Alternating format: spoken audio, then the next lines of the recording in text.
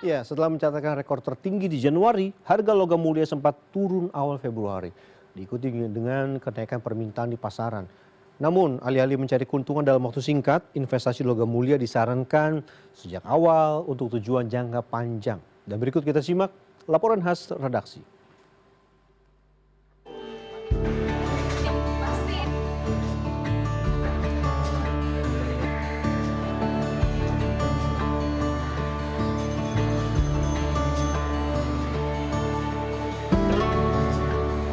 Setelah sempat mencatatkan rekor tertinggi atau all-time high pada akhir Januari 2026 dengan nilai 5.590 US dollar per troy ounce, harga emas di akhir pekan lalu sempat turun.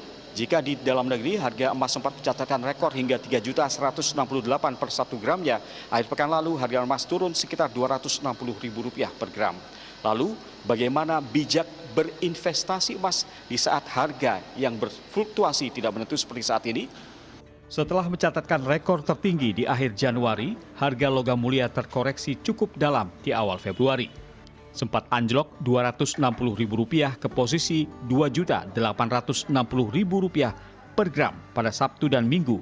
Di awal pekan atau 2 Februari 2026, harga emas 24 karat produksi Antam kembali melonjak ke posisi Rp3.027.000 per gram. Naik turunnya harga emas memang bisa jadi faktor penarik spekulan untuk memborong atau menjual emas. Namun, menurut Certified Financial Planner dari Fakultas Ekonomi dan Bisnis Universitas Erlangga, Puputri Komalasari, emas bukanlah instrumen yang tepat untuk mencari untung dalam waktu singkat. Kalau sekarang waktunya emas turun kemudian orang membeli itu namanya kan FOMO ya. Nah FOMO itu yang kemudian sebenarnya bukan sesuatu yang disarankan ketika kita emas. Ini beda dengan saham. Jadi kalau memang mau beli emas itu kita punya tujuan at least 5 tahun ke depan. Misalnya untuk biaya sekolah anak, untuk DP rumah tahun beberapa tahun ke depan. Tapi minimal itu harus untuk tujuan lebih dari 5 tahun. Mengawali investasi emas saat harga sedang turun memang pilihan cerdas. Namun untuk menjaga nilai kekayaan Anda di tengah ketidakpastian ekonomi, lebih bijak untuk memastikan instrumen investasi Anda tersimpan dalam beberapa jenis portofolio lain atau tidak hanya emas.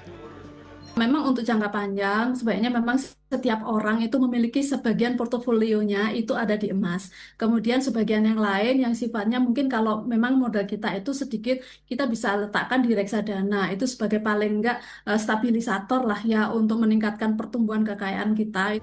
Emas tetap jadi pilihan investasi aman yang relevan di tengah fluktuasi harga. Namun yang penting diingat, jadikan investasi logam mulia Anda untuk tujuan jangka panjang dan pelindung terhadap inflasi. Alan Maulana, Andreas Wicaksono, Surabaya, Jawa Timur.